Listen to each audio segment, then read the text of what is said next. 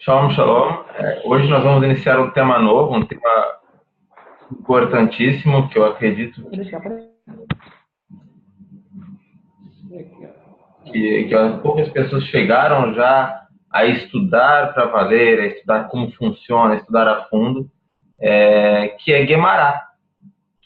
Acredito que muitas pessoas daqui já chegaram a comprar um Talmud, e muitas pessoas que têm um livro de Talmud, porém tem um texto que se chama, um termo que se chama Havruta. Havruta é estudar com um amigo, estudar com uma pessoa que vai fazer um debate, que vai fazer novas perguntas, novas colocações, vai trazer novos conhecimentos sobre o tema, e assim sucessivamente. É sempre bom estudar Mishnah, ou Guemará, com um Havruta. Eu vou pedir para que sempre mantenham todos os telefones, todos os microfones desligados, por favor. Eu perco a concentração muito forte, perco muito a concentração quando só sai o microfone, porque eu tenho que correr desligar. Para esse tema, para esse texto, eu gostaria de agradecer muito ao Tom, porque foi justamente o Tom que xerocou para nós, que escaneou para nós todos os shurim que nós vamos dar nessas 3 semanas. Não acredito que nós venhamos a estudar todos os shurim, porém, tudo que ele escaneou, porém, vocês vão ter em mãos. O material que nós vamos estudar hoje está na biblioteca do nosso site. Tem uma pasta, dentro da pasta da biblioteca, chamada Materiais de Apoio Aulas. Vou começar a inserir vários materiais que nós utilizamos nos shurim, tudo dentro dessa pasta, tá ok? Já do shurim passado, já desse shurim. Então, tem dentro da pasta biblioteca do site, a pasta Materiais de Apoio Aulas. Quem quiser ir entrando, quem está pelo computador e conseguir entrar aí, para já abrir, nós estudaremos o que está escrito 1 ao 5. Tá? Eu vou renomear depois direitinho, mas é isso. Então, muito obrigado, Tom, pela força e pela disponibilidade tua. Antes de iniciar, eu vou fazer um resumo de um shiur que nós já fizemos. Um dos primeiros shurim nossos foi decorrer da Alahá, como que a Alahá funciona desde que Moshe recebeu a Torá no Sinai até hoje. Esse decorrer da Alahá é a introdução do Mishneh Torah, o Rambam, o Maimônides, quando ele vai iniciar o Mishneh Torah, o que ele acha mais importante dizer é como foi que ele chegou a essa conclusão, porque aqui, olha só, a introdução do Mishneh Torah, a introdução do autor, do Rambam, do Moshe Ben Maimônides, foi justamente isso. Foi nos explicar como que funcionou a Torá oral, desde que Moshe Rabbeinu recebeu ela no Sinai, até hoje em dia, no caso, até o dia dele, até os dias dele. Vou fazer um breve resumo, muito resumido, porque isso nós já estudamos, tem aula gravada sobre isso também. Então, toda a Torá foi dita por Hashem a Moshe no Sinai. Hashem dizia e explicava. E Moshe escrevia apenas o que Hashem dizia, escreva isso. Então, a Torá toda ela foi escrita com Hashem dizendo, letra por letra, cada letra que tinha que ser escrita, e Hashem explicava. Então, o que Moshe escreveu, nós chamamos de Torá escrita, e o que Moshe aprendeu, nós chamamos de Moshe oral. Então, nós baseamos nisso no seguinte texto. Eu vou lhes dar as tábuas de pedra, a Torá e as ordenanças. Quer dizer isso, as tábuas de pedra, a Torá e as ordenanças. As tábuas de pedra são os Luchot Abrit. A Torá é a Torá escrita, as ordenanças, a explicação da Torá escrita. Então, desde que Moshe Rabbeinu recebeu a Torá no Sinai, ela foi também explicada de maneira oral. Toda essa oralidade, ela passou desde Moshe, Yoshua, Zekinim, Nevi'im, e foi passando, até chegar a Rabi Yehuda Hanassi. Rabi Yehuda Hanassi, ele compilou as Mishnayot, tá bem? Todas as Mishnayot, elas provinham de uns rabinos que nós chamamos de Tanaim. Os Tanaim eram os grandes rabinos que compilavam a essência da Torá oral. Então, sempre que na Talmud diz, um Tana disse, quer dizer, o Tana que está falando, essa pessoa que ele falou, é uma pessoa que tem conhecimento da lei oral preservada. Tá bem? Ele foi compilando muitas Mishnayot, desses Tanaim, e junto com esses compilamentos de Mishnayot, ele também compilou um outro tipo de informação, que ele chamou de Beraita. Beraita literalmente quer dizer de fora. Ele pegou uma informação que ele disse, essa informação realmente é Torá oral. Essa outra informação, como não tem outras referências dela em outros rabinos, nós vamos deixá-la como uma Beraita, como um material de apoio. Não é certeza que seja a lei oral explícita, porém ela pode nos ajudar a entender alguma lei oral. Então nós temos um Tana, quando um Tana diz, isso é lei oral, e quando uma Beraita diz, ela é um material de apoio à lei oral. Então usada na maioria das vezes para esclarecer alguma lei oral. Então Rabi Yehuda Hanassi, ele compilou as Mishnayot, ou seja, a Mishnah. Quando o Rabi Yehuda Hanassi acabou de compilar a Mishnah, vários sábios continuaram debatendo, estudando e tentando entender a Mishnah, porque a Mishnah ela é muito resumida. Nós vamos ver isso já já. Após esse período de estudar a Mishnah, o que formou? O que é o estudo da Mishnah? Quem sabe o nome? O Talmud? Sim, é o Talmud, porém o Talmud é a Mishnah e a Gemara. Então, Gemara. O estudo do Talmud, o estudo da Mishnah, foi chamado Gemara. Tá bom? E por muito tempo, o Talmud como um todo foi chamado Gemara. Sempre o Talmud foi chamado Gemara. Porém, em um determinado momento da história, os romanos proibiram os judeus de estudarem a Gemara. O que nós fizemos? Trocamos o nome do livro. Nós vemos como foi? Proibido de falar Talmud e trocou para Gemara. Proibido de falar Talmud e trocou para Gemara? Bom, Raul me acabou de me lembrar que é o inverso. Certeza que é o inverso? Certeza, né? Falou hoje. Então é o inverso. Proibiram de falar Talmud e nós chamamos de Gemara. Enfim, a Gemara é o estudo da Mishnah. A Mishnah foi compilada por Rabi Yehuda Hanassi e a Gemara foi compilada por... Quem compilou a Gemara? Foram os Amoraim, os posteriores? Sim, mas nós temos o nome de um rabino que é o rabino que compilou, o rabino que escreveu.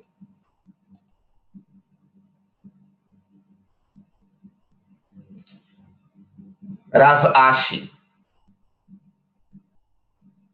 Bem, Rav Ashi foi quem compilou a Gemara.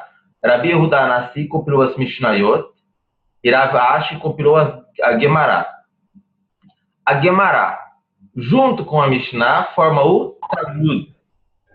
Bem?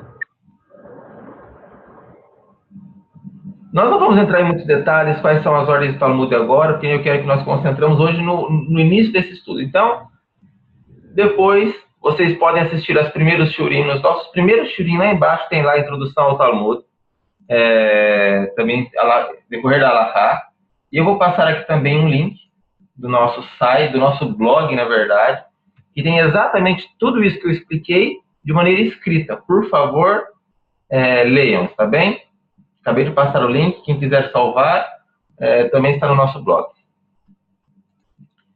Então vamos lá.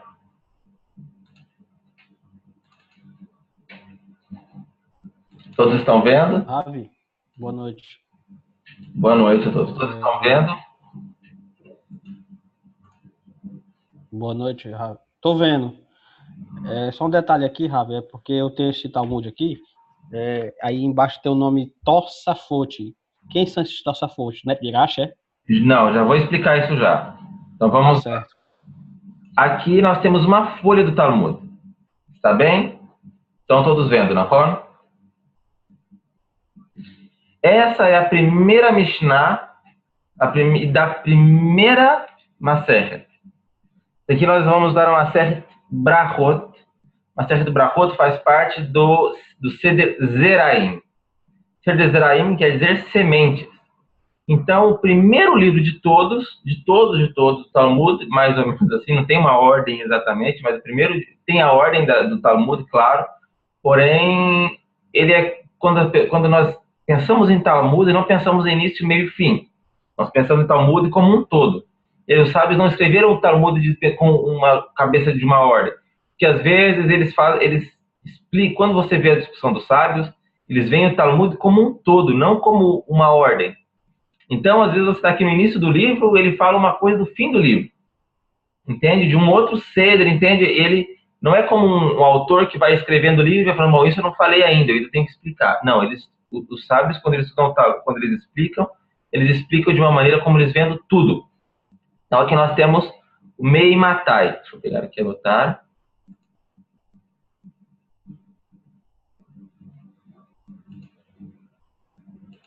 Nós temos aqui o nome da Masechet, que é Mei Matai. Aqui embaixo nós iniciamos com a Mishnah, sempre após o título vem a Mishnah, tá bem? Até que apareça esse símbolo aqui, que é a Gemara. Então nós temos aqui o nome da Masechet, a Mishnah, e depois da Mishnah nós temos a Gemara, tá bem? Para que vocês entendam como funciona. Então nós temos primeiro a informação, o texto que contém a informação da lei oral, tá bem? Já elucidada por Rabi Yehuda Hanassi. E também nós temos aqui, sempre, do lado de dentro do Talmud, nós temos Rashi. E do lado de dentro que eu falo, porque nós temos o meio do Talmud, tá vendo? E do lado de fora nós temos o Tosafot. Tosafot é, como o próprio palavra diz, Tosafot são adicionais. É informação de muitos outros rabinos, de muitas outras fontes. Em geral, são os rabinos, são os discípulos dos rabinos que escreveram a Gemara, tá bem?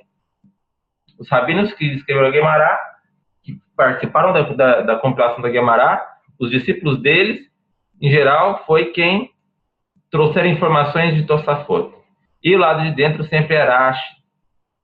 Okay? Quando a folha vira, é o contrário. Então, aí que se a folha virar, por exemplo, aqui,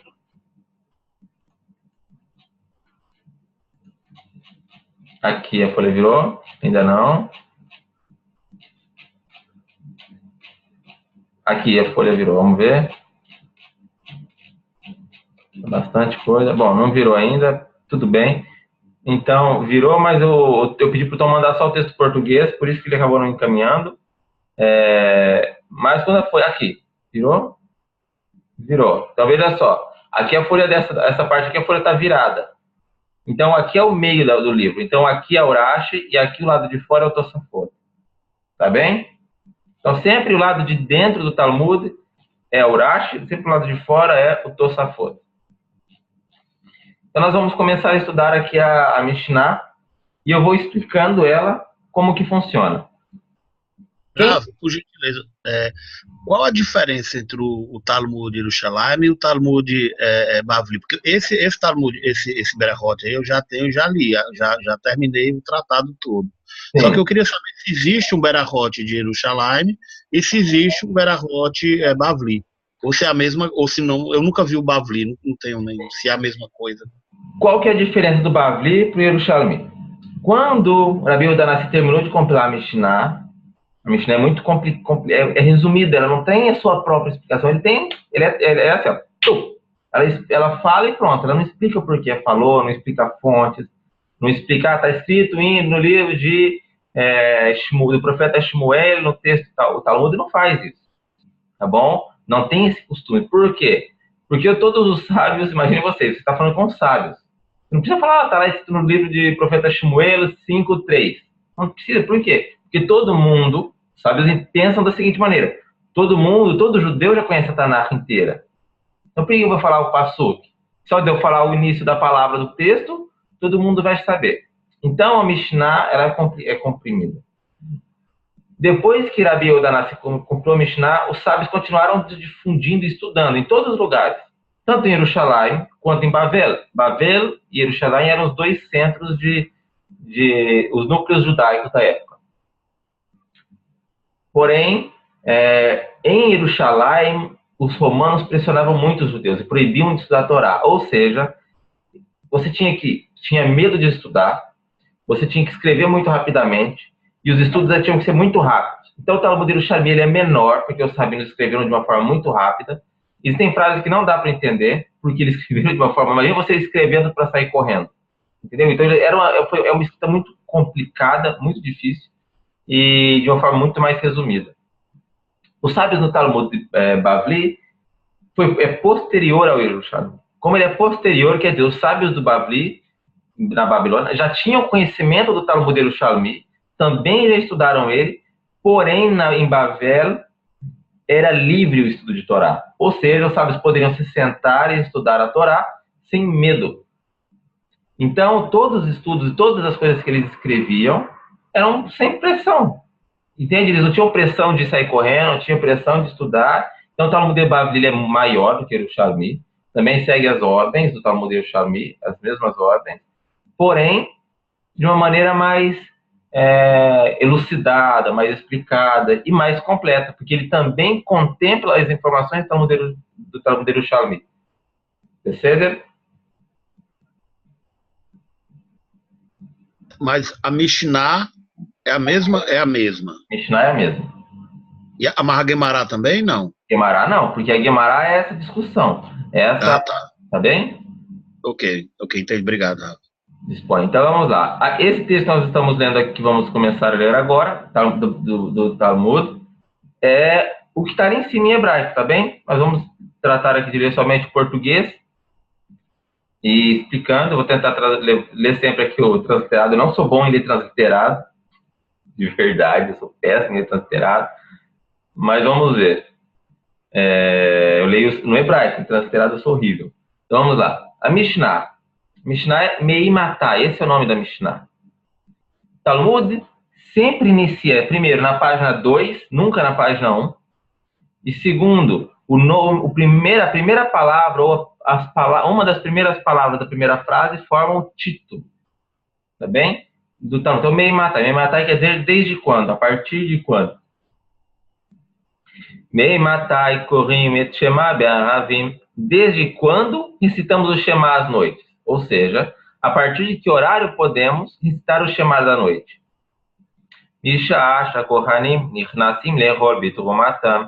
Desde o momento em que os Kohanim, sacerdotes, que antes estavam impuros, entram para comer a sua terumá, ou seja, ao sair das estrelas. Informação 1.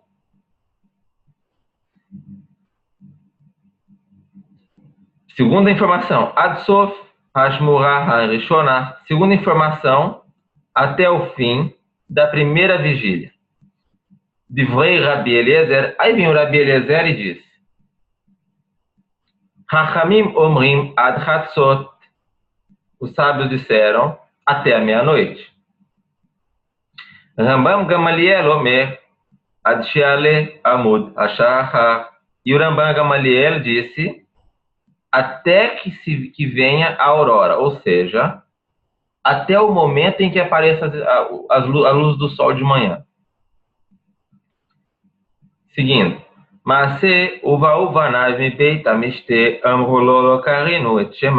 E aconteceu que, certa vez, os filhos do Rambam Gamaliel retornaram após a meia-noite de um banquete de casamento e disseram-lhe: não recitamos o Shema.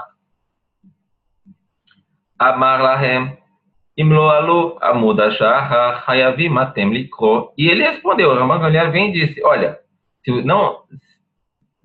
se ainda não subiu a aurora, vocês ainda são obrigados a recitar o Shema. Velozo bilvad ela kol ma shamru hachamim ad chatzot mitzvatam ad sheale amud hashachar. E não é só isso, o Rambam Gamaliel completou no ensino dele. Mas todos os preceitos que os sábios determinaram que devem ser cumpridos até a meia-noite, devem ser realizados até que venha a aurora. Hekter halavim ve'varim mitzvatam ad sheale amud hashachar. Por exemplo, a queima das gorduras dos korbanot e certas partes do animal são considerados mitzvah até o surgimento da aurora, ou seja, mitzvah queimá-los até o subir a aurora. Pelo anechalim leyom echad mitzvatam ad she'alei amud hashachar. E todos os sacrifícios devem ser consumidos no mesmo dia de seu abate, podem ainda ser consumidos até a aurora. Tá bem? Imkem lamamu hachamim ad chatzot kidei leharik et adam min ha'avera. E se é assim, uma explicação dos sábios, por que então nossos sábios disseram até a meia-noite? Para afastar a pessoa da transgressão. Tá bem? Então vamos lá, vou fazer um desenho aqui do lado para que a gente possa entender. Aqui nós temos a noite. Tá bem? Aqui nós temos as 3 estrelas. E aqui nós temos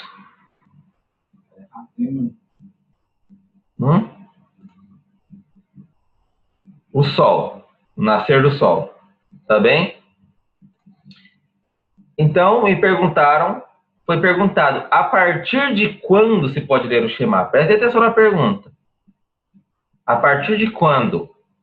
Então, vem e diz, isso é a lei oral, desde o momento entre que os Kohanim entram para comer a Soterumá, que é antes um pouquinho da saída das estrelas, até o final da primeira vigília. Ele deu a primeira vigília, tá bem? Essa foi a primeira informação que nós tivemos. Nós tivemos uma outra informação aqui, que isso foi Rabi Eliezer que disse. Então, vamos colocar. Os nossos sábios vieram e disseram até a meia-noite. Olha só. Foi perguntado até quando? Não foi perguntado até quando. Foi perguntado a partir de quando. Prestem atenção na pergunta. Então, Rabi Eliezer vem e diz, a partir de quando? Rabi Eliezer responde a partir de quando. Tá bem? Os outros não respondem a partir de quando. Os Rachamim disseram até a meia-noite, Rachamim. E vem o Ramban Gamaliel e ele dá uma outra explicação, que é o limite, que é até a Amud Hashachar. Não é junto com o sol, porque o sol já não é mais a Amud Hashachar. O sol já é para sair do sol já. Nós temos aqui um período antes que a Amud Hashachar, que é madrugada, quando, igual a gente teve o jejum anteontem, para mim já é anteontem, eu nem sei para quando foi vocês, mas que foi de cedinho, antes de ver até aquela luz do sol, tá bem? Então aqui é o Ramban Gamaliel, que ele disse o limite. Então olha só que interessante. Nós tivemos uma pergunta e os nossos sábios responderam várias coisas. Rabi Eliezer respondeu o início e a opinião dele do fim. Os nossos sábios deram um outro fim e o Ramban Gamaliel vem dar outro fim. E aí Ramban Gamaliel disse, por quê? Por quê? Tem uma pergunta. Por que se tudo o Shema, nós podemos fazer a tefilá dele até aqui, o Shema da noite, por que Rachamim disseram até a meia-noite? Então vem explicado que é para livrar o homem da transgressão. Ou seja, a primeira Maseret do Talmud está nos explicando já várias coisas, tá bem? Primeiro que existem sempre opiniões diferentes entre vários rabinos, isso vocês vão ver no Talmud todo. Segunda questão, por que serve uma opinião rabínica? Por que um rabino dá uma opinião que não é explícita da Torá?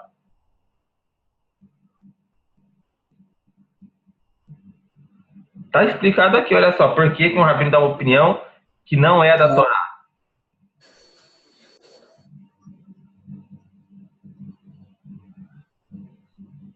Os sábios sempre vão criar cercas da Torá. As cercas, eu ia falar as cercas. As cercas são para quê? Para afastar o homem da transgressão. A pessoa da transgressão. Todas as cercas rabínicas são para afastar a pessoa da transgressão. Ou seja, tem um precipício. Vamos imaginar que tem um precipício. Tem um precipício gigante. Não caia do precipício. Porém, os nossos sábios vêm e dizem, vamos fazer uma cerca aqui, construir uma cerca. E a pessoa quer pular a cerca do rabino. O que vai acontecer se a pessoa pular a cerca? Vai cair no precipício. Ou seja, a cerca rabínica sempre é o último limite para uma transgressão. Último. A pessoa que pula uma cerca da Torá, que pula uma cerca de Rabanan, a próxima ação dele vai ser transgredir a Torá. Tem muita atenção nisso. Então, sempre faz de Rabanan. Não caiam nessa bobeira, dizer, não vou fazer isso porque é de Rabanan, não precisa disso. Isso é uma bobeira. Porque a próxima atitude sua, a sua próxima ação será transgredir a Torá. Tá bem? Então, não vou recitar você chamar meia-noite. Vou assistir um filme aqui. Você assistiu o filme, dorme, acorda amanhã, 8 horas da manhã. O que aconteceu com o seu Shema? Rodou. Perdeu o Playboy. Por quê? Porque esse Shema dá para fazer de novo? Shema é um mandamento temporal, ou seja, um mandamento temporal não dá para se recolocar, não dá para ser refeito. Vou me perguntar essa semana, Rabino, esqueceram de fazer o jejum. O que pode fazer? Ele disse, olha, você pode fazer, sabe o quê? Nada. Perdeu. O que acontece se eu não fizer o Hanukkah? Lembra um mês depois que foi Hanukkah, que dá para fazer? Nada. Lembro terça-feira que passou o Shabat, que dá para fazer? Nada. Lembro que passou meu horário do Shema, que dá para fazer? Nada. Entenderam? Então, as cercas rabínicas sempre são para afastar a pessoa da transgressão. Disse, isso é uma cerca rabínica, cumpra. Porque senão, sua próxima atitude vai ser transgredir a Torá. E deoraita, aí é muito problemático, né? Então, vamos lá. Vem a Guemará. Os nossos sábios agora iniciam a discutir esse tema.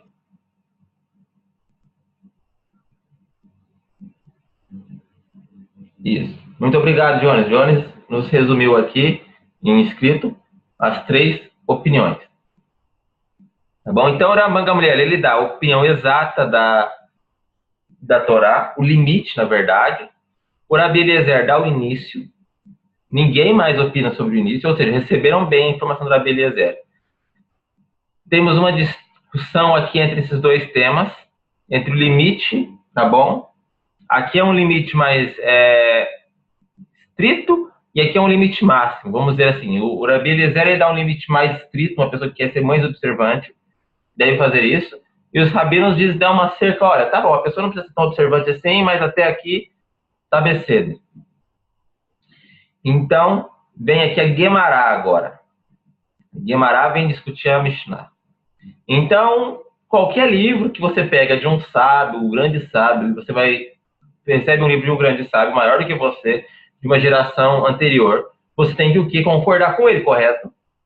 Porém, a Guemará ela não concorda. O intuito da Guemará é não concordar, é duvidar, é dizer por que estamos fazendo isso, afinal de contas. Tá bem? Então, vamos lá. A Guemará ela vem e diz, Tana errai kaei decatanei mei matai. Por que você está falando assim para mim, mei matai? Em que ponto o Tana está, para começar, já a estudar desde quando? Ele fala assim, para tudo. Como você vem me dizer a partir de quando tem que estudar o Shema? Por quê? Ninguém me falou que eu preciso fazer o Shema. Cadê onde está escrito como você chega no primeiro Mishnah do primeiro livro e você diz, a partir de quando eu estudo o Shema, se eu nem sei o que é Shema? O Tana ele já começa assim, ele fala, não, peraí, para tudo. Então vamos lá a tradução. A Guemará questiona o fato do Tana começar tentando estabelecer desde quando se pode citar o Shema.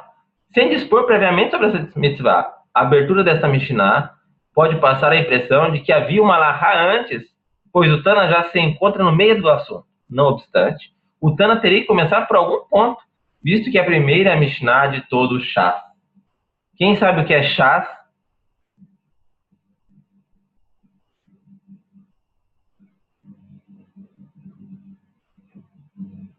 O chá com Shin? Shas. Ah, chás. Shas. Talmud. Tá, mas por que é o Talmud? O que isso quer dizer, Shas?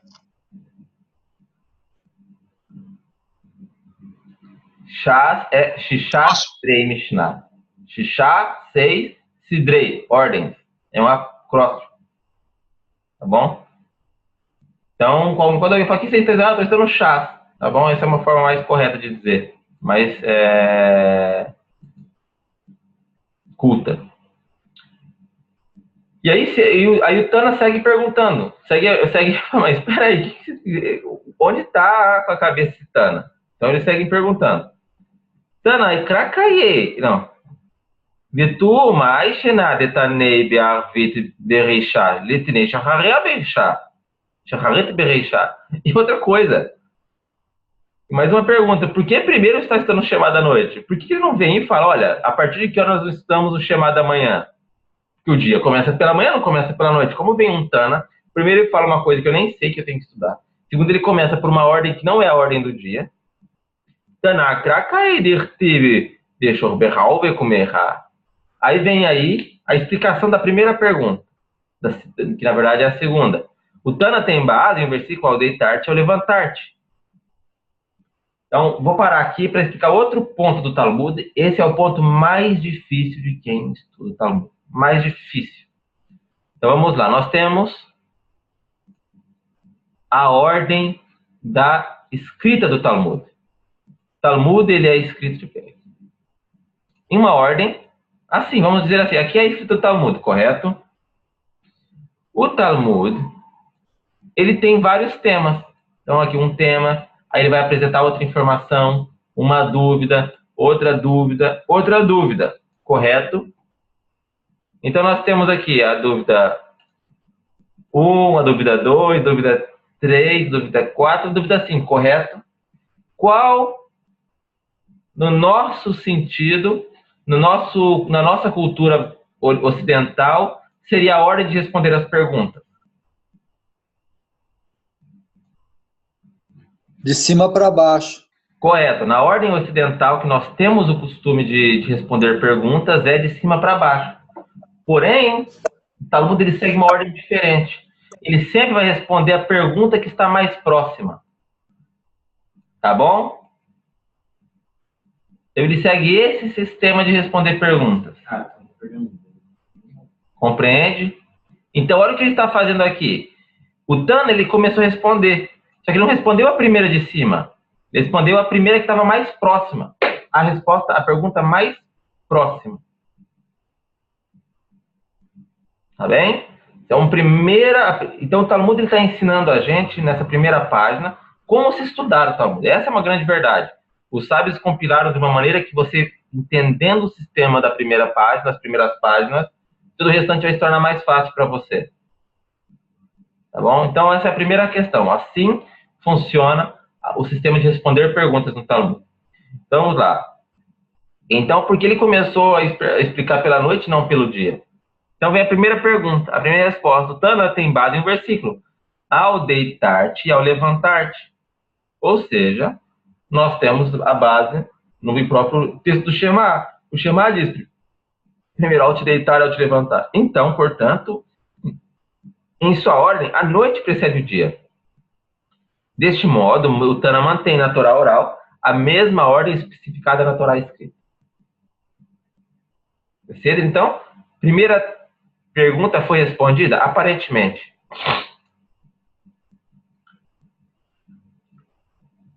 Ve'ahi katane zeman kriat shema deshriva imat misha shekochanim nichnasim lechol bitrumatam. E assim aprendemos. O horário para estar o Shema antes de deitar-se, ou seja, noturno, é quando, desde que os Kohanim entram para consumir a soterumá. Quando que os Kohanim entram para consumir soterumá?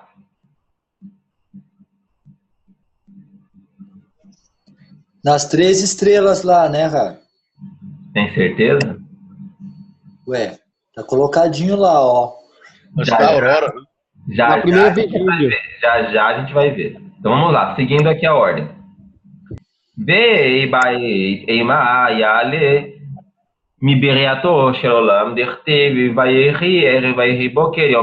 Ou, vamos supor que você não aceite que foi pela ordem do Shema, pela ordem de que foi como que nós começamos hoje o Talmud, por essa ordem. Então, nós temos uma outra informação que nos apoia porque os nossos sábios, porque o Tana iniciou pela noite, não pelo dia. Ou seja, se você quiser, Podemos também dizer que o Tana reaprendeu esta ordem de começar a partir da noite, todas as informações, a partir da criação do mundo, como está escrito, e foi noite, e foi manhã, dia 1, em Bereshit. Portanto, o dia começa pela noite, conforme estabelece o calendário judaico.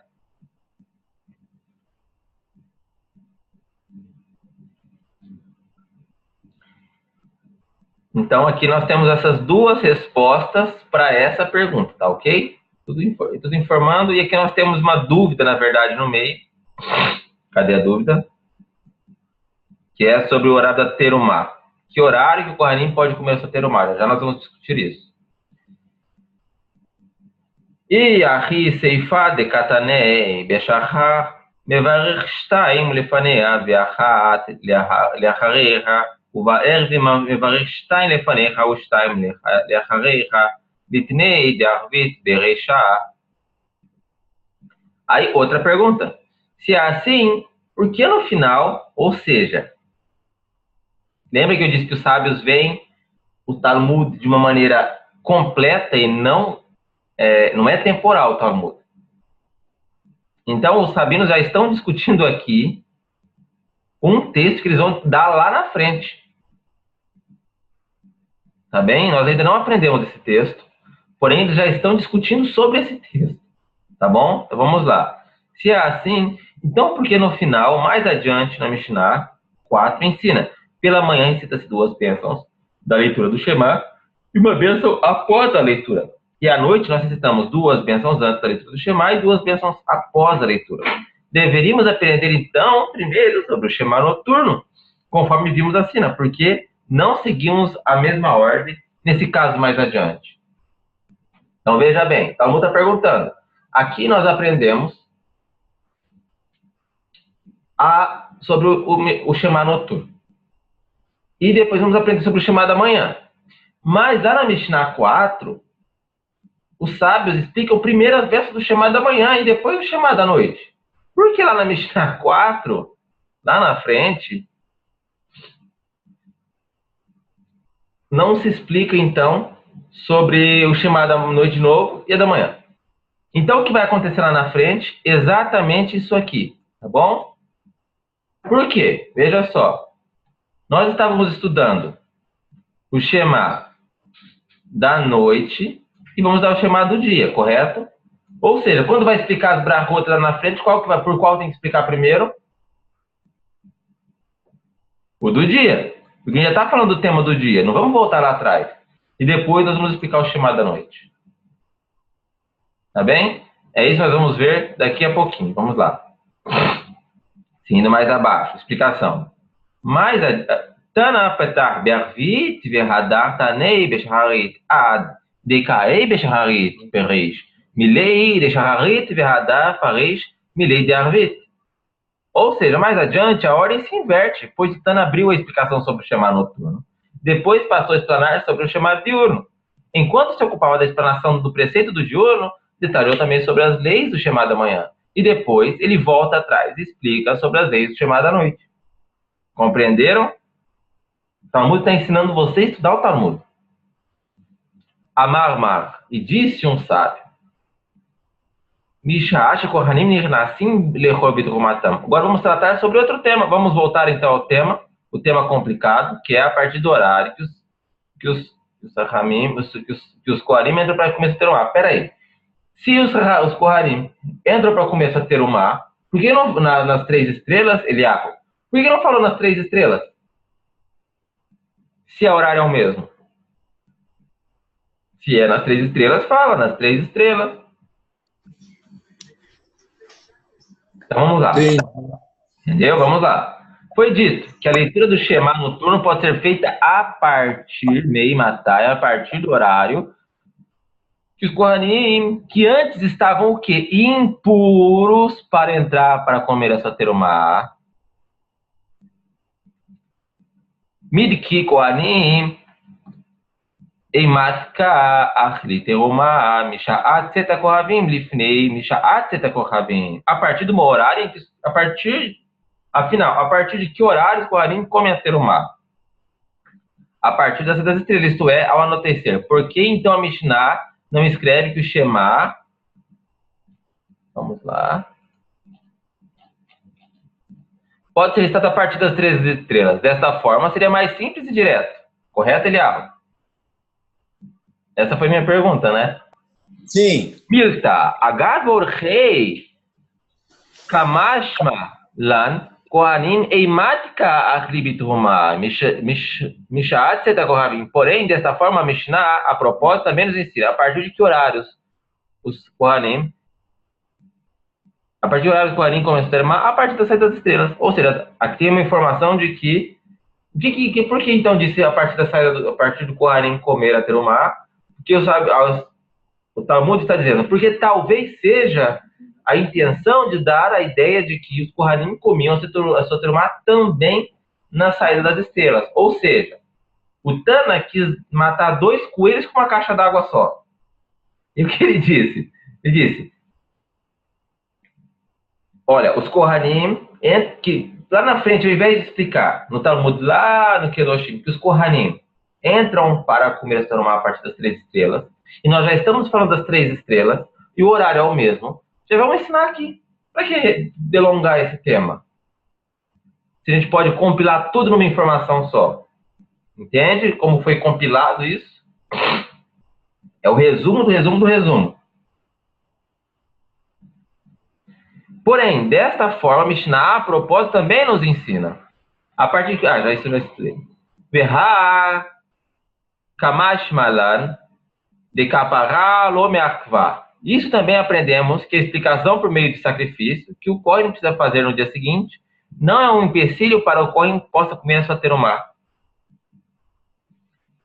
Que detânia, uva Hashem shvetaer biate shimsho meakavto milechol biturumá vem kaparato meakavto milechol biturumá.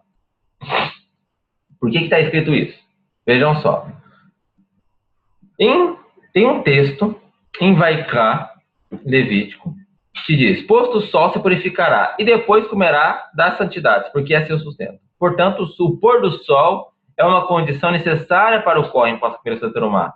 Mas a expiação por meio do sacrifício não é necessária para que se possa comer a sua terumá. Ou seja, um Kohen ficou impuro. Ele tem que esperar o sol e tem que fazer um sacrifício. Porém, tem uma palavra aqui, vou seguir a leitura porque eu vou explicar isso daqui a pouco. E aí eu explico tudo de uma vez só.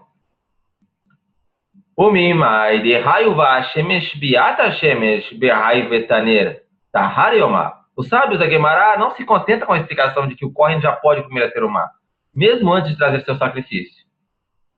De explicação e contestam. Como sabemos que o Vá Shemesh, ao pé da letra, e vem o sol, significa o Vá Shemesh, e ao pôr do sol. Essa expressão, e a expressão Vetarre, significa que o dia passou por completo e o Kohen já estaria puro. Pois, a partir dessas premissas, já chegamos à conclusão anterior, de que a Mishnah nos estaria ensinando que o Kohen pode comer a terumá após o pôr do sol, mesmo antes de trazer seu sacrifício. Então vamos lá, o que está dizendo aqui? Está dizendo o seguinte, na Torá diz a frase, Uvá Shemesh Vetarro, e o sol se vai e está puro. Porém, tem um problema nesse texto justamente, que o vá, a palavra vá, quer dizer ir e vir, a mesma coisa. Então, se eu falo para uma pessoa aqui hoje, Tavô, eu digo vem, Boielai, venha até mim. Então, vem, quer dizer, boi pode ser também vem. Tá ok? Em geral, boi é vem. Então, por que foi traduzido o vá Shemesh e vai o Shemesh, e vai o sol e está puro? Então, essa é a dúvida dos sábios. Por quê? Então, nós temos que explicar isso melhor, porque eu não aceito sempre isso aí, não. Porque pode ser que o Kohen só vai estar puro para comer terumá quando o vá Shemesh, o sol se nascer no outro dia. E aí ele vai oferecer seu sacrifício. Mas parem e pensem pela lógica. Será que a Torá diria para um Kohen que ele teria que ficar uma noite inteira sem comer? Porque ó, ele trabalhou a tarde toda, ele saiu do seu serviço, já é na Shkiá. Já é no escurecer. Aí ele vai começar a terumar. Aí ele tem que ficar o quê? Sem comer? Toda noite, porque ele trabalhou o dia inteiro, não conseguiu comer. Agora ele fica o tempo todo sem comer. E vai comer só no outro dia de manhã? A palavra-chave não seria porque é o seu sustento? Sim, nós já vamos já discutir sobre isso. O Talmud vai seguir sobre a discussão. Eu estou só colocando a pergunta. Entendeu?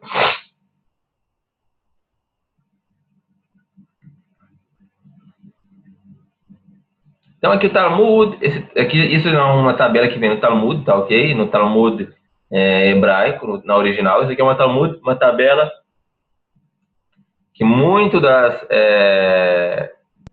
dos Talmudim, dos livros de Talmud, elas trazem para que fique claro. Por quê? Porque nós sempre temos informações diferentes, às vezes contraditórias, uma que não contraditória, uma não bate com a outra, aparentemente não bate com a outra, mas sempre elas se encaixam. Raras vezes não se encaixam. Então nós temos aqui as explicações disso. Então o Rabi Eliezer, ele tem uma opinião de limite, que é até o final da primeira vigília. Aparentemente o Rabi Eliezer se apoia no versículo que estipula a leitura noturna e diurna, ao deitar-te e levantar-te. Ou seja, ao deitar-te quer dizer no horário em que a maioria das pessoas vão se deitar para dormir. Ou seja, até o final da primeira vigília. Então qual é o horário que a maioria das pessoas vão deitar para dormir? Até às 10. Hoje em dia, né? Até às 10. Naquele tempo, imagine, não tinha energia elétrica. Não tinha o que fazer. A pessoa levantava junto com a esquiada, junto com o nascer do sol. Então, as pessoas dormiam que hora? 7, escureceu, ela já ia dormir. Por quê? Porque ela tinha que pagar uma vela. A vela é cara. Tem que ter parafina, tem que ter azeite. Você é pobre, você não tem às vezes dinheiro nem para comprar pão. Você vai ficar comprando azeite para queimar?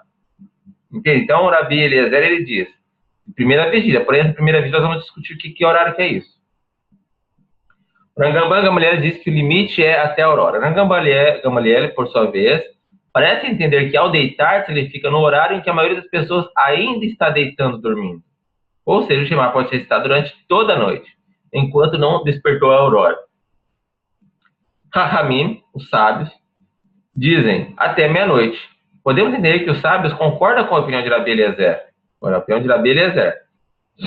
Ao que deitar se refere à hora em que as pessoas vão para a cama, mas discordam de Rabi Eliezer na definição de que horário seria isso. Rabi Eliezer entende que até o final da primeira vigília, primeiro terço da noite. Rashi, 3 áreas. Rashi está explicando isso. E os sábios entendem que é até meia-noite. Rambam Gamaliel, no entanto, argumenta aqui na Mishnah ao contrário. Segundo Rambam Gamaliel, os sábios concordam com sua interpretação e consideram que o Shema noturno pode ser recitado até qualquer momento antes do amanhecer. Porém, os sábios impuseram um limite até meia-noite, para evitar que as pessoas postergassem a leitura, acreditando que ainda tem tempo, e terminassem por cumprir o preceito da maneira adequada.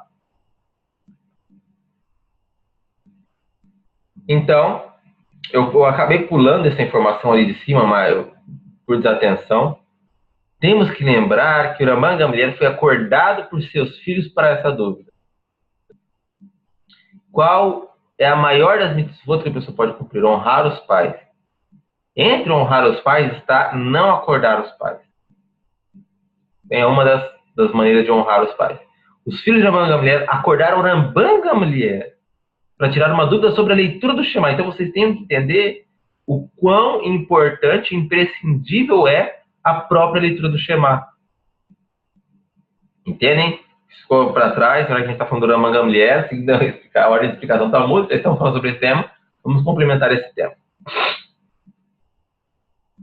Então nós temos aqui um resumo de das Mishnayot e da Gemara. Isso vai ser mais para frente, ainda não é agora. A gente está na página 2b. Nós voltamos aqui depois, porque vai falar de Rabi Meir, Rabi Hanina, Rabi Achai, e como não falamos deles ainda, a gente ainda não vai montar aqui. Vamos mais para frente. Ainda temos tempo? Rav? Sim. Então essa questão de até antes do pôr do sol, para se fazer o Shema, é caso assim extremo. Não, a pessoa pode fazer antes do pôr do sol. Pode. Tem um período de tempo que pode, porque é um período de tempo que os Kohanim também já poderiam começar a ter o mar. Tá bom? A gente vai um pouquinho isso, provavelmente. Ei, Ravi, detalhe aqui, ó. Este que a gente tá estudando, este aqui é. Cadê? Deixa eu ver, eu não tô vendo. Aqui. Peraí, eu não tô vendo todas as câmeras. Deixa eu achar aqui. É ele mesmo. É, né? É o da Bavili. Pavli. Berahot, capítulo 1 até o 3. Isso aí. Esse mesmo. Agora eu vi, Barra. É esse mesmo. Então vamos lá. Seguindo aqui na leitura, na explicação. Dilma, biat ohohu, umai vetaher, terhargavra. Talvez poderíamos entender que o vá shemesh ao pé da letra e vem o sol. Refere a vinda da luz, segundo o Rashi. O amanhecer, segundo o Tosfot, trata-se do início do pôr do sol. Início do pôr do sol, Tosfot. E não que o dia já passou por completo e a noite começou, como havia sido sugerido antes pela Guemará. E vetarre, se purificará, poderia então significar que o próprio homem deve se purificar, ou seja, o Kohen deve trazer um sacrifício e dele depende sua purificação, em oposição ao que foi colocado antes, que o passar do dia traz a purificação e não o sacrifício pelo homem. Então nós temos, prestem atenção nisso, olha só. O Kohen, quando ficava impuro, ele tinha que trazer um sacrifício para ficar puro. Então a Torá diz, o Va'ashem Shvetareh. Ou seja, a purificação do Kohen dependia do ele se purificar, ele amanhã trazer um sacrifício.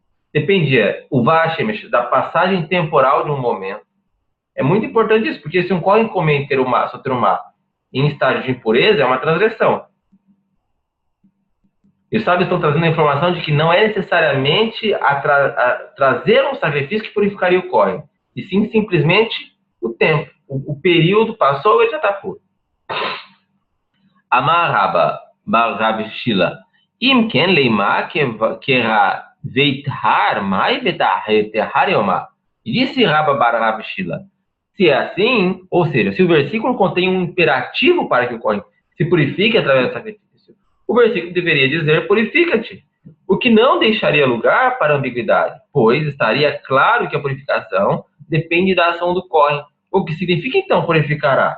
Que a purificação é dada após passar o dia, ou seja, após o pôr do sol. Então, o que está dizendo com isso? Vetarre.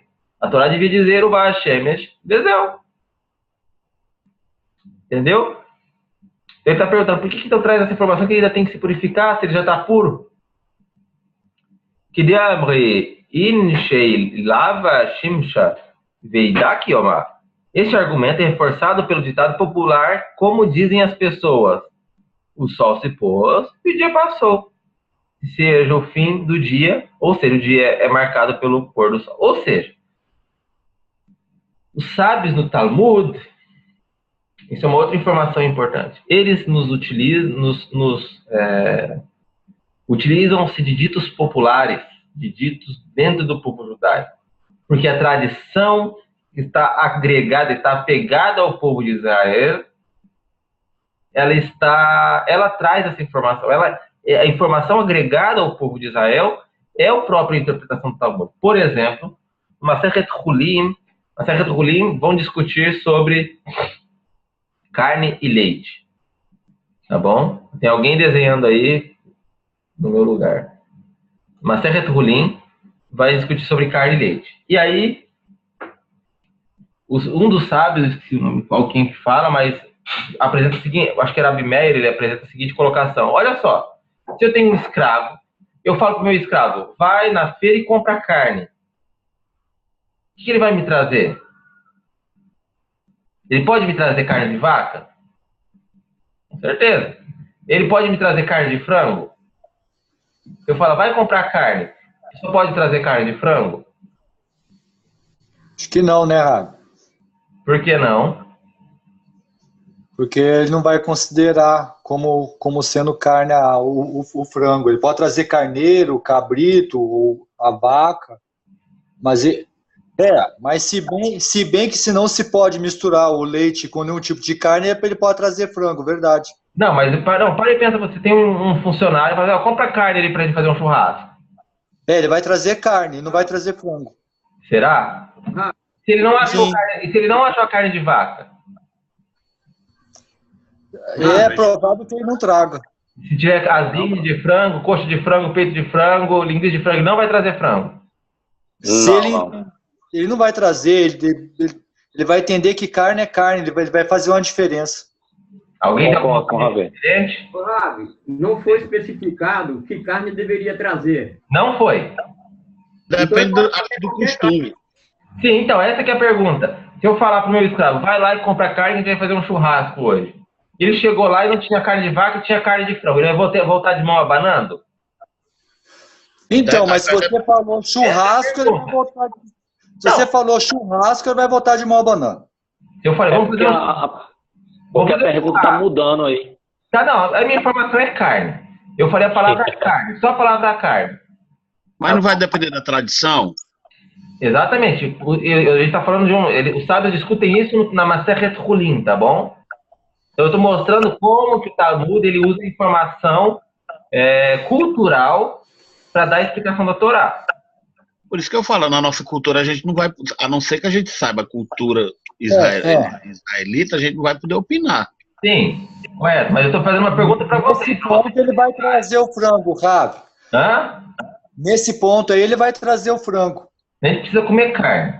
Tá bom? Ele vai trazer o frango. Vai trazer o frango. Agora, Ele pode levar, no caso não tiver carne vermelha, não tiver...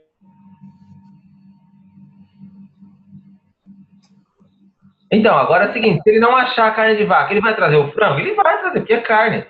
Mas se ele não vai trazer nem frango, nem vaca, ele vai trazer alface?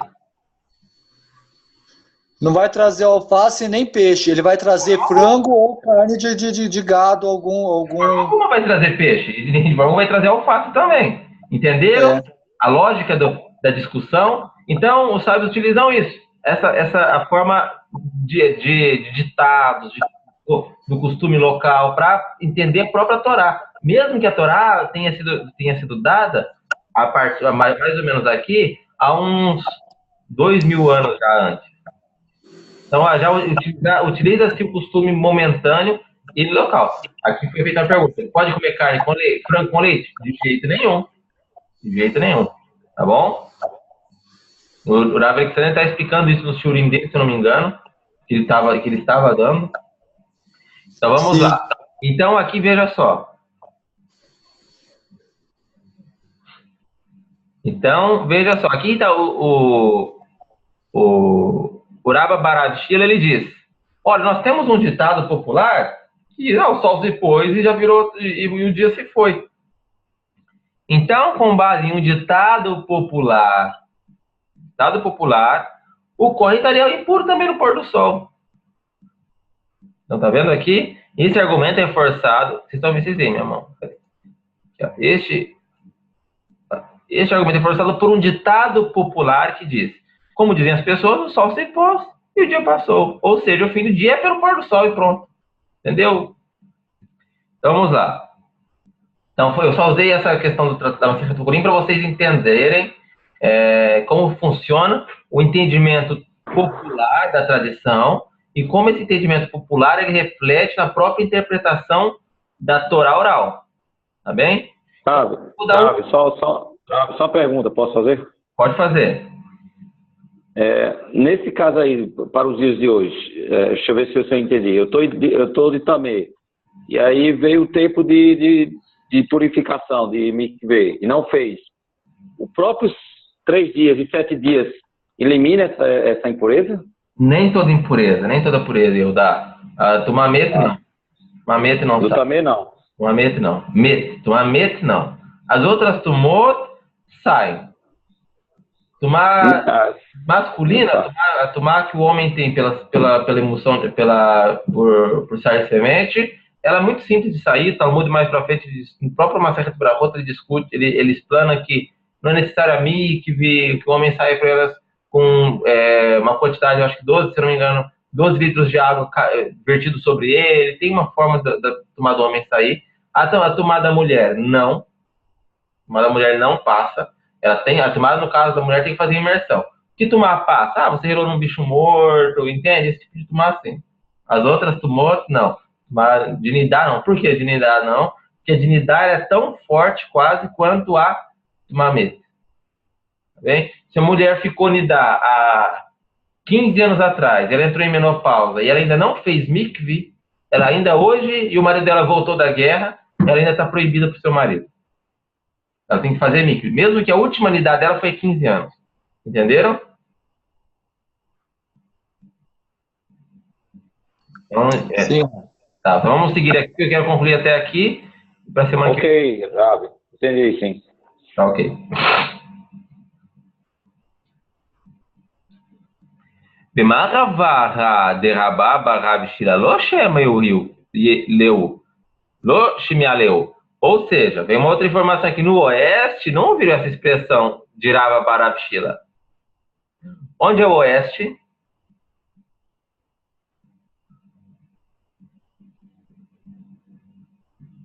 Nascente do sol, né? O sol nasce no oeste, não é no leste? Leste-oeste, verdade. Leste. Poente do sol. Uhum. Bom, mas por que ele está falando que no oeste não escutaram essa informação? Onde é o oeste? É o contrário do sol, né? É o contrário do sol. No Ocidente. No ocidente. Que ocidente estão falando na Babilônia? O que ficava o ocidente da Babilônia?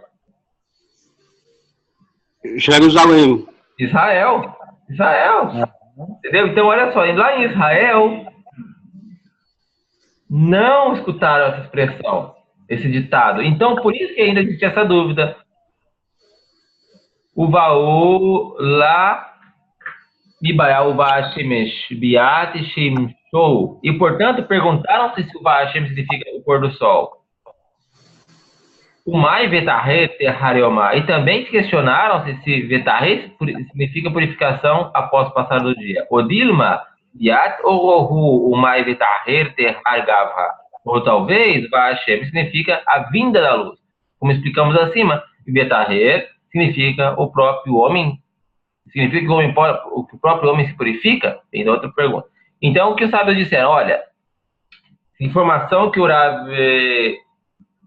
Rava Barav Shila disse é importantíssima para a gente, esse ditado. Só que por que então que veio essa questão que foi discutida lá em Jerusalém, lá em Israel? Porque lá eles não escutaram essa expressão. Se lá em Jerusalém, em Israel, tem essa dúvida, é porque não existe essa expressão lá. E se tivesse ouvido esse ditado, não ia ter essa dúvida. Viadar Pachetula Mibraita Midekatanei Bevraita Siman Ledavar Setakoravim Shema Mina Biatim Show Mai Vetaher Teharioma. Posteriormente, esclareceram a questão a partir de uma beraita, pois rezava a beraita um sinal disto, do horário inicial que o Kohen possa comer a sua terumá. É a saída das estrelas, o anoitecer, ou seja, o Vashemesh significa pôr do sol, e Vetahê significa purificação após o passar do dia, de modo que os sábios de Eretz Israel chegaram à mesma conclusão que os sábios da Babilônia. Tá bem?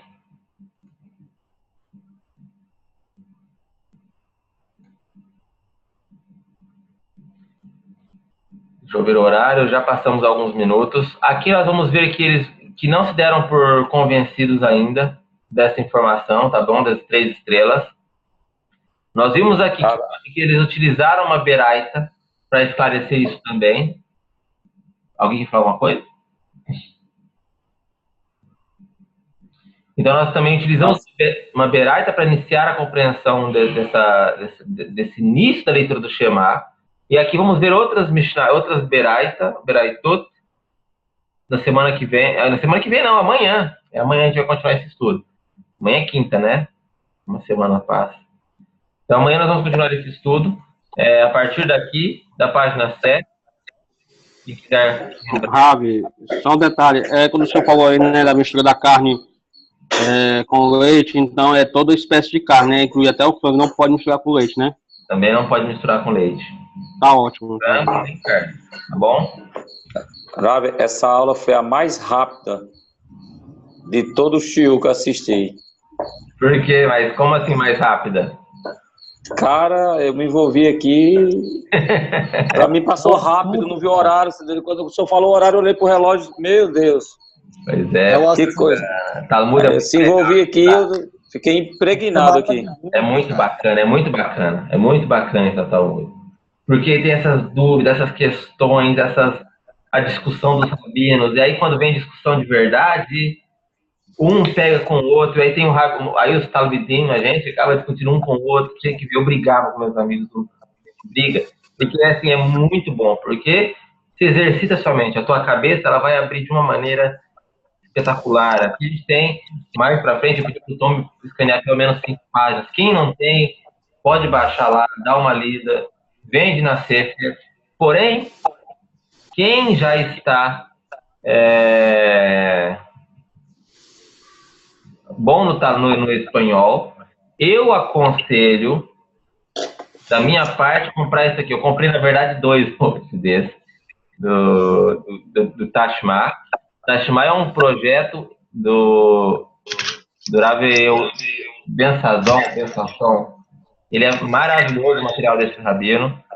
Tem alguém que está com o áudio aberto, feche, por favor, que eu não estou conseguindo concentrar aqui, obrigado. Então, esse daqui é um processo que já... Sim, eles entregam no Brasil, tem um custo, mas eles entregam sim, tá bom? Não é muito caro, eu acho que é envio de Israel, não deve passar de 50 shekalim. Não é mais caro que isso, na verdade. Então, é excelente. E por que eu digo que é excelente? Porque, vou te falar a verdade, o Talmud do Brasil é muito bom, mas ele é muito lento. A edição dele é muito lenta.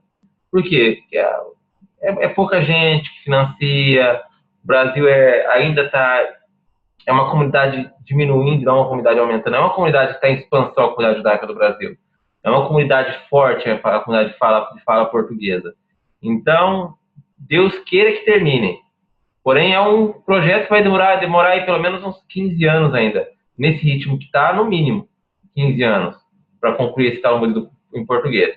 Nesse caso, esse Talmud aqui, vejam só vocês, ele já está ordenado, ele já é um Talmud que ele já prevê próximos lançamentos. Ele tem aqui, ó, 1, 2, o 28, 33, 47, 45, 51, entendem? Ele já é um Talmud que ele já prevê todas as edições, tá bom? Então, como ele é um Talmud que prevê todas as edições, é muito melhor você investir no material. Você sabe que em breve você vai conseguir comprar tudo. Da Article é excelente. Da Article não sei, eu acho que só tem inglês, né, Tom? É para quem lê inglês. Como o espanhol já é mais acessível, eu aconselho, na minha opinião, quem já tem o conhecimento do espanhol já um pouquinho, comprar esse daqui. Eu comprei 2 hoje, pelo site. O site é esse Tashma. Vou copiar aqui para vocês. Vocês podem, aqui mesmo no site, tem aqui tienda, que é para vender. Você entra aqui, manda o teu e-mail. No outro dia a pessoa já entra em contato com você e já dá prosseguimento. Eu queria comprar o Hagigah, porque eu queria estudar com vocês uns temas específicos do Masachet Hagigah, que é a questão que comentaram essa semana, o Davi deu no show dele, o tema de que os discípulos de Rabi Akiva e outros 3 sábios foram no Pardes, etc. Eu queria tratar esse tema com vocês, porém, não tem o Hagigah, está indisponível, acabou. Eu comprei da Rota 1 para a Rota 2 somente. Sim? Eu vi agora esses dias, eu fui no centro da cidade e vi a Torá de Irash, da editora Mayamot, né? Mayamot é muito bom, pode comprar. É legal, muito legal. Mayamot é muito bom. Então, assim, o Talmud do Brasil é bom, é bacana. Esse daqui eu julgo melhor, porque eu conheço, eu estudo Daf Yomi com ele, com o Rav Ben-Sasson, e é muito bom, muito bom. Conheço, acho bacana, é excelente. Então, vocês vejam, o Talmud não é um livro que dá para a pessoa pegar e sair lendo. Não dá. Não dá. A pessoa que pega o Talmud e sai lendo, não entende nada. Não entende. Não entende. Ei, Ravi, só um momentinho. Eu tenho aqui o tratado até o capítulo 1 e 3, 4 e 6 e 7 e 9. Berarrote, tá completo, é? Não tá completo, não. Pra falar a verdade, eu acho que ainda não tá completo, não. É 3 Talmud que eu tenho de Berarrote. Eu acho que, não sei se tá completo. Eu não vi os 3. Tem que ver até onde vai, até que Maseret vai. Entendeu? Certo. Depois eu lhe mostro no privado, o seu zap, tá bom? Tá bom, Ele, então. ele é o tratado completo, Bravo. Oi? Ele é o tratado completo, sim. É o completo de Brahot? Então eu não conheci os 3, eu só tive o primeiro, e aí não tinha lançado os outros ainda, e aí eu vendi o primeiro também. O Berahot tá completo, sim. Então, muito bom. Tem o Makot, também tem o Trado Maseret Makot em português, que é muito bacana. Tem Sukkah também. Mas Eu tenho Macote, eu. o Talmud Makot, viu, Rav, é super complicado de ler e entender. Mas super complicado. É complicadíssimo. Por quê? É leis de julgamento, é leis de punição, é difícil. Eu tô lendo ele, mas eu vou lhe falar. Eu tô lendo no meu estudo diário, né? Ele tá englobado aqui no estudo diário, mas eu vou lhe falar, é difícil, meu amigo.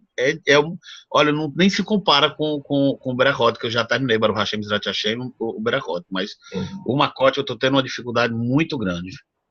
É isso. É sempre bom iniciar e refazer e estudar as páginas. Quanto mais você estudar as páginas que a gente tem, melhor, tá bom? O Brachot, tudo. Ora, Sim. eu tenho uma pergunta para entender. Então, o pôr do sol é o limite para o cumprimento de todos os mandamentos diurnos. E ao cair da noite é o momento em que se iniciam os mandamentos. Não, então, o irmão Gamaliel, ele explicou foi o seguinte, Arnaldo. Todo mandamento que a Torá diz pode ser cumprido em um dia. Por exemplo, você oferecer um sacrifício, você pode comer em um dia, um específico sacrifício. Ou o Corban de Pêssach, só pode comer no mesmo dia. Ou seja, esse mandamento se estende do dia, ou seja, da parte clara, até o fim da noite, que não é mais esse dia. Entendeu? Entendi.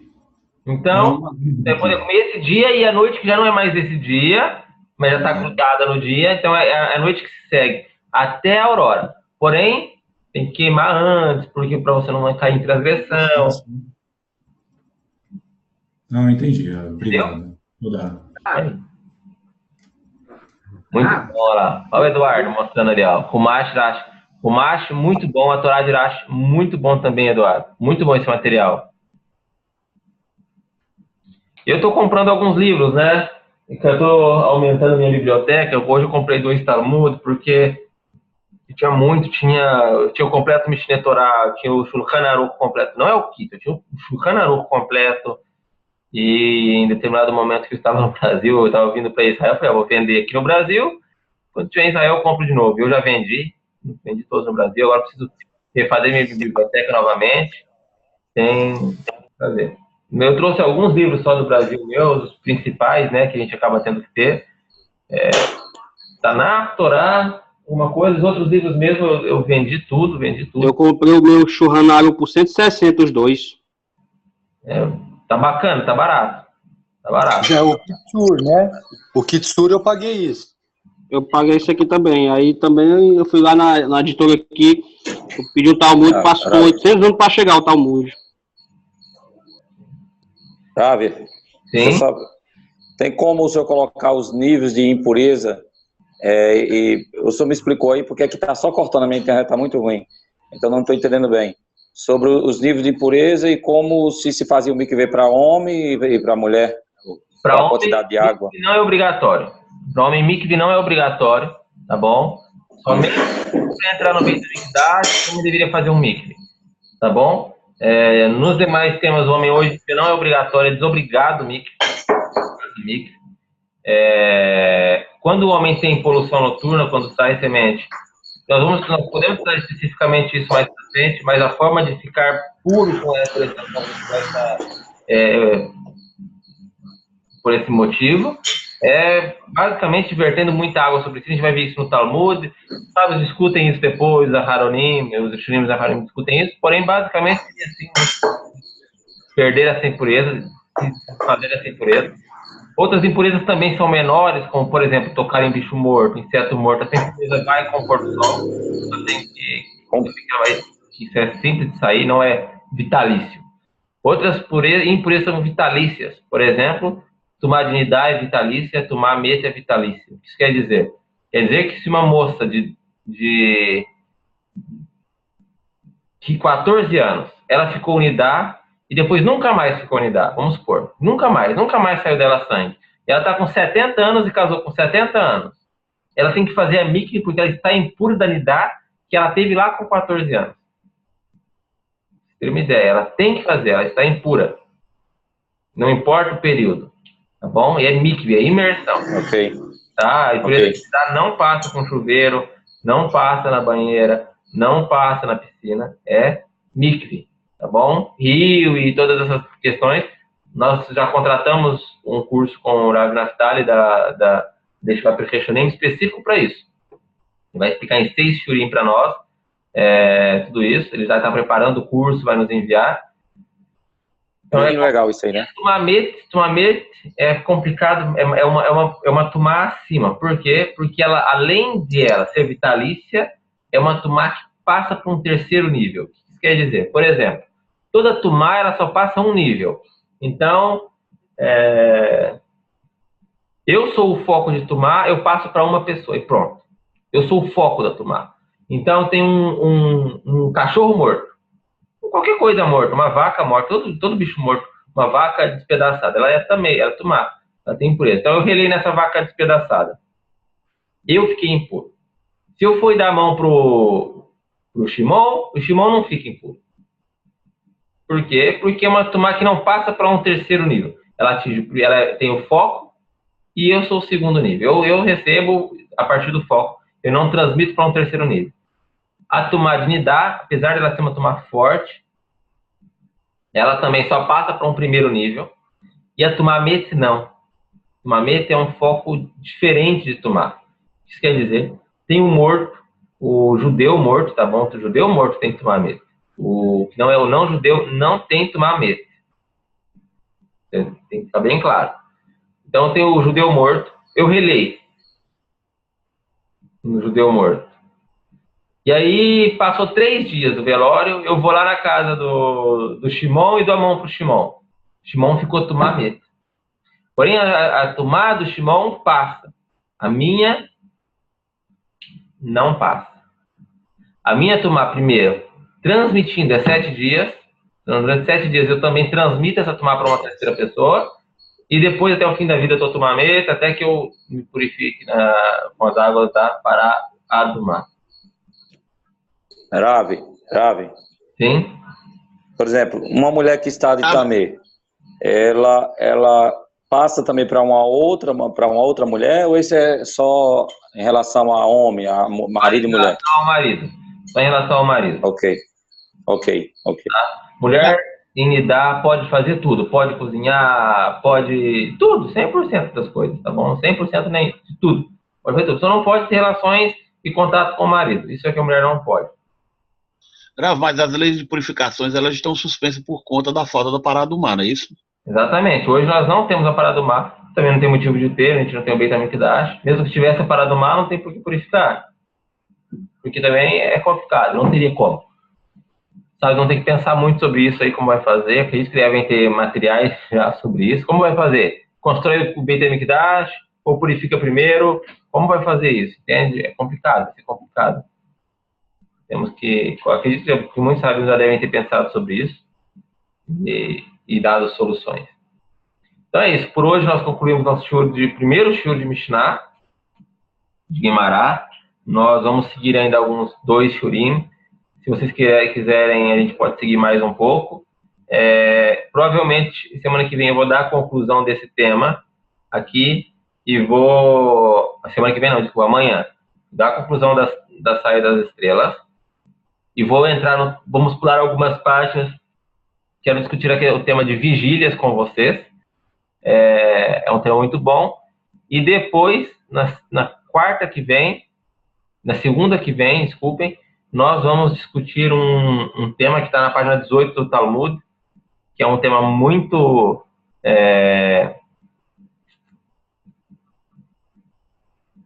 interessante. Esqueci a palavra. Paradoxal, né? Não é paradoxal, não é paradoxo, é um tema Interessante. polêmico. Um tema polêmico, essa é a palavra. Então, um tema polêmico, a gente vai discutir na segunda-feira. Então, esse é meu cronograma. Depois a gente vai ter umas férias desse período de luto.